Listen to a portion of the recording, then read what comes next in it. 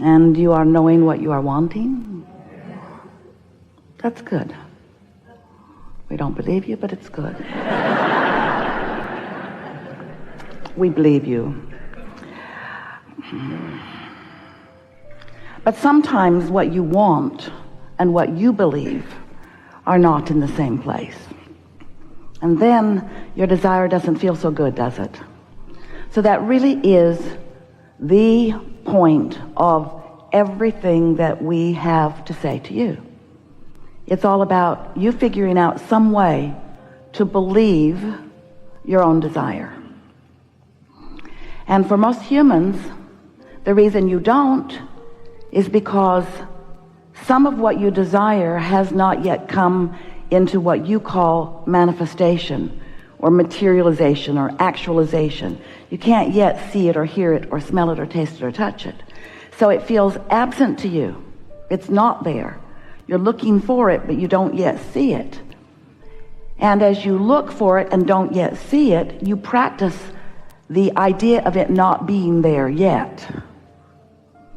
And so without meaning to, by noticing what is in terms of manifestation, you practice the absence of the things that you want. Well, you live in a universe that is vibration. Most don't know it because you translate vibration so well, you don't even know you're doing it. So you are observing through your physical senses and coming to conclusions about what is. So without meaning to, you hold active in your vibration what is, which means what is hard pressed to change. So you get what you think about. So if you're thinking about the absence of something you want, you keep getting the absence of something that you want. So you have to find some way of distracting yourself from the absence of it. Some use imagination, talking more about what you are desiring and less about what is.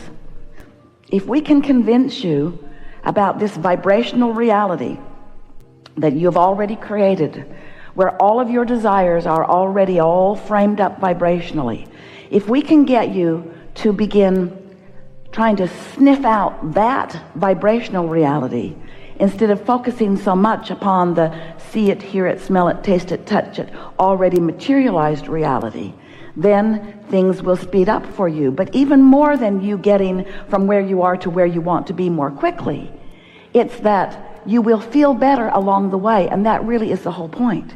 You did not come here to accomplish destinations. You came here to discover destinations, goals, dreams, things that you want, because it's so joyful, the movement toward them. We're wanting to help you carve out a quicker, more joyful path to the achievement of the things that you want.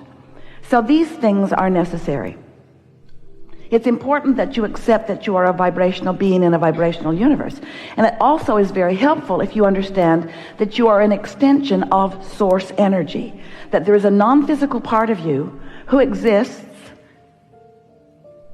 and is offering a vibration that is available to you at all times. You don't hear it because you're on a different frequency sometimes.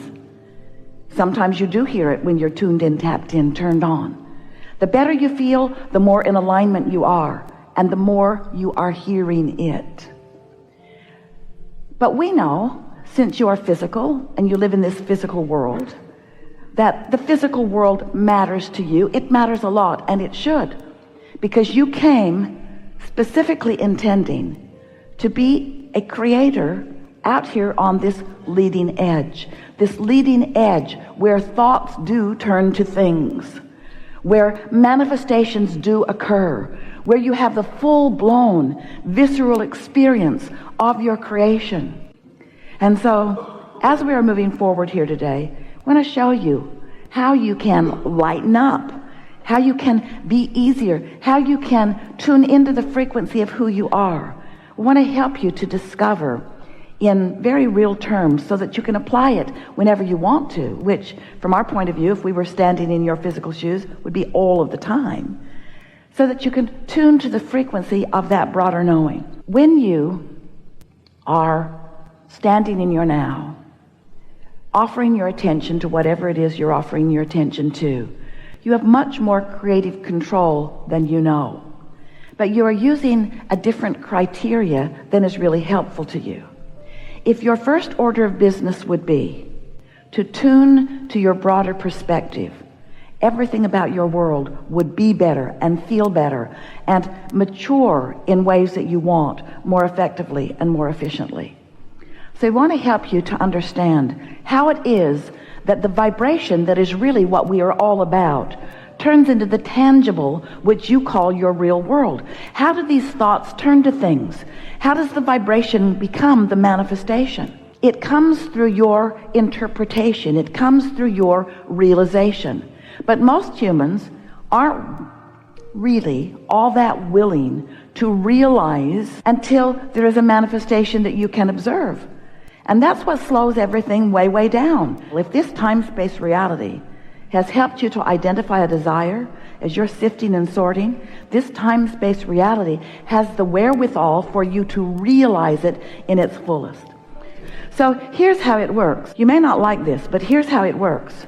Source knows everything about you, everything that you want, and is rooting for you to get it, and is offering a vibrational signal, a very vivid, very clear, very high frequency, very non-resistant vibrational signal. When you're in the vicinity of it, you are able to translate that signal into meaningful things. Esther is receiving that signal now and is translating it into this physical word equivalent for you. So you have the ability to do that too. Most of you don't know that you do, but you do. So here's this signal. And when you tune to it, Esther tuned to it through meditation, through quieting her mind, through stopping thought. As she stopped thought, the vibration that is natural to her began to become dominant. And so over a period of time, her vibration raised to reach the frequency of the vibration that is us, which makes our communication in an environment like this seamless. Now, it's not always seamless for Esther. She can be in a bad mood and not hear us too. But she does know when she's in a bad mood that she's not hearing us. And she does know that her first order of business is to do whatever it takes, even if it's to take a nap, to stop the conversation about whatever it is that's holding her in that resistant place where she cannot hear us. So here's this vibration always being offered to you. The question is, are you in the receptive mode? That is a key phrase here. Are you in the receptive mode? Are you able to translate that vibration into something that's meaningful? So the first thing that you will translate it into, if you are in the receptive mode, is an idea will occur to you. You know that feeling when you say, I just got the best idea.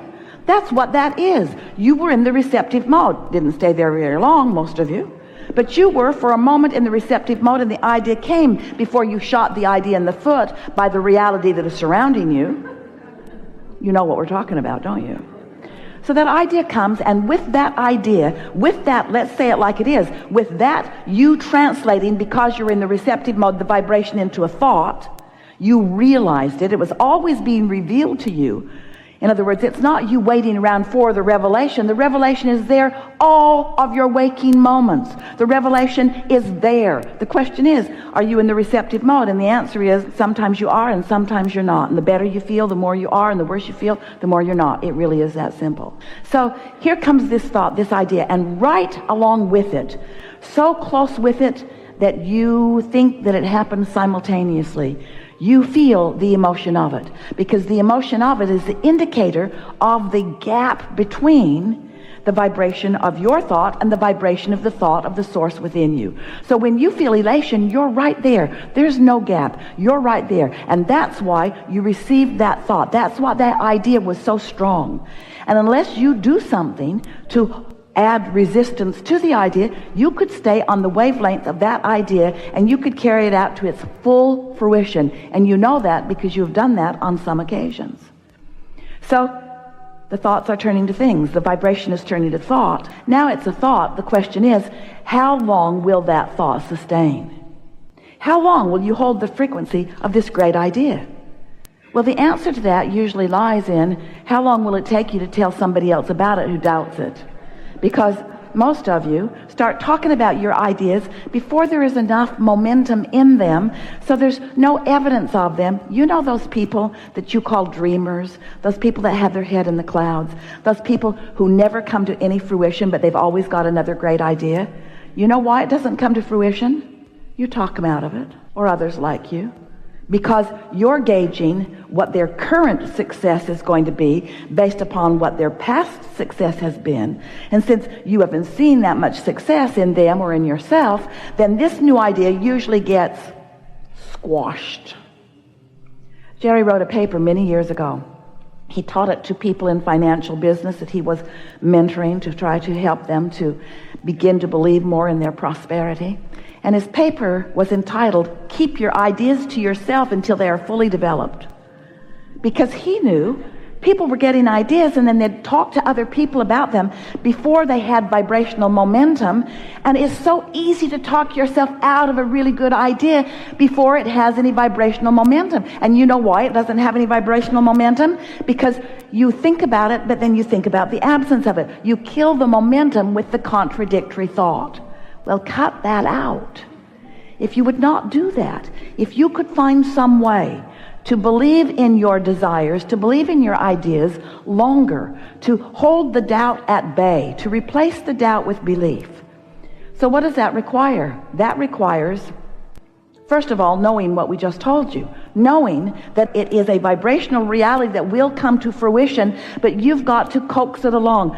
No, it isn't that you've got to coax it along. You're not the energy that makes it happen. The energy that creates worlds is the energy that makes it happen. You don't have to coax it along. You just have to stop killing it. You just have to be more optimistic, which means in those early stages, usually you want to be more general about it. The more general you are, the less likely you are to introduce resistance to the idea. So here's this vibration that you are now translating into an idea. So you want to do everything you can to keep that idea alive. And if it begins to wane, if it begins to peter out, if it begins to lose its momentum, if you begin to doubt it, it's time for you in that moment to stop talking about it, stop thinking about it. Because at that point, the more you talk about it, the more you introduce more of the contradictory energy to it. Do you know, you could give birth to an idea, never think about it again, and it would come to full fruition. It's just not logical that you won't think about it again. And the things you care about most are the things that you think about most, and the things that you think about most are usually the things that you introduce the most resistance to, because you are worrywart. So the creative process is 3 steps. The first step is ask, and life causes you to do that. The contrast causes you to know what you want, and you are vibrationally sending the request or the asking. Step 2 is source becomes the vibrational equivalent of what you've asked for, lines up with it so powerfully and begins emitting a signal which law of attraction is responding to. And because law of attraction is responding to that signal, oh, you're going to love this, we've never said this to you before. Because law of attraction is responding to that signal, that's causing a momentum, a path has opened up. So now, how does the resistance get on that path? Because you're emitting a signal too. You're standing here in the reality that you call life, having your opinions about it, about the same subject that Source has an opinion about, a clear, sure opinion calling you toward it, but you've got an opinion that might not be going with the flow of it. And that's what causes resistance to be upon the path. Because you get to think about things too. You get to think about them. You should think about them. That's how you carved out the desire to begin with. But the moment that you launched the rocket, Source became so on board with that rocket and is calling all cooperative components toward the fulfillment, the culmination, the full manifestation of what you have carved out. The question is, are you a cooperative component? Or are you still doubting? Are you still basing this upon things that you've lived before? So there's that gap, that vibrational variance between who you really are and who you're allowing yourself to be. And understanding that gap, which is evidenced to you by emotion, is the only thing that you ever need to know about the creating of anything, because it is our promise to you. When you launched the rocket, it became a vibrational reality.